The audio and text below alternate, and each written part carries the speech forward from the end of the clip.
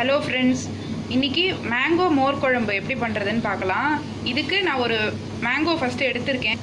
அதை வந்து நீங்கள் நல்லா கையை வச்சு கொஞ்சம் நல்லா தோலியோடு இருக்கும்போதே ஸ்மாஷ் பண்ணிக்கோங்க. இந்த மாதிரி நீங்கள் கையை வச்சு ஸ்மாஷ் பண்ணிட்டீங்கன்னா இந்த மாதிரி அது நல்லா உள்ளே இருக்கிற ஜூஸ் எல்லாம் குழ குழன்னு வந்துடும்.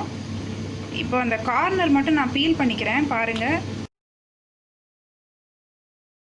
இப்போ ஒரு சின்ன பேனில் நான் கொஞ்சம் தண்ணி ஹீட் பண்ணியிருக்கேன். அதில் அந்த ஜூஸை நான் அப்படியே விட்டுக்கிறேன்.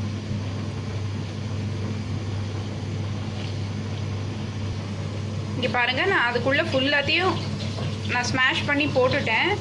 நீங்கள் வந்து நல்ல பழுத்த மேங்கோ எடுத்திங்கன்னா இதுக்கு ஈஸியாக இருக்கும். அதை கொஞ்சம் நேரம் கொதிக்கட்டும், நம்ம வெயிட் பண்ணலாம். இந்த மோர் குழம்புக்கு நம்ம அரைக்கிறதுக்கு என்ன வேணும்னு பார்த்துடலாம். ஒரு மிக்ஸி ஜாரில் கொஞ்சம் கிரேட்டட் கோகோனட், ஒரு சில்லி, கொஞ்சம் ரைஸ் ஃப்ளவர், அரிசி மாவு, அப்புறம் ட்ரை ஃப்ரை பண்ண வெந்தயம் நான் கொஞ்சம் எடுத்திருக்கேன். அப்புறம் இது க்ரீமியாக வரணுன்றதுக்காக கொஞ்சோண்டு கோகோனட் ஆயில் மட்டும் ஆட் பண்ணிக்கிறேன். இதை நம்ம ஒரே ஒரு தடவை அரைச்சிக்கலாம். அரைச்சிட்டு அதுக்கப்புறமா நம்ம தயிர் சேர்த்துக்கலாம்.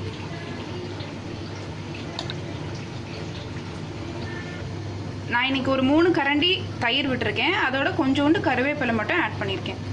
இங்கே பாருங்கள், இது நல்லா கொதிச்சுட்ருக்கு.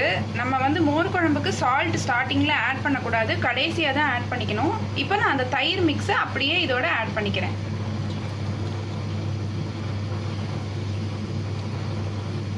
நம்ம வந்து தயிர் ஆட் பண்ணியிருக்கிறதுனால இதை ரொம்ப நேரம் கொதிக்க விட தேவையில்லை. ஒரு 2 மினிட்ஸ் அது கொதிச்சா போகிறோம். நம்ம அதுக்கப்புறமா ஆஃப் பண்ணிடலாம். ஃபைனலாக இறக்கி வச்சக்கப்புறம் சால்ட் ஆட் பண்ணிக்கலாம். இது நல்லா கொதிச்சாச்சு. இப்போ நான் வந்து கொஞ்சோண்டு சால்ட் மட்டும் ஃபைனலாக ஆட் பண்ணிக்கிறேன். இப்போ இதுக்கு தாளிக்கிறதுக்கு என்ன வேணும்னு பார்த்துடலாம். ஒரு சின்ன கடாயில் கொஞ்சோண்டு தேங்காய் எண்ணெய், அதோடு சேர்த்து கடுகு, வெந்தயம் இது சேர்த்துக்கோங்க ஃபஸ்ட்டு.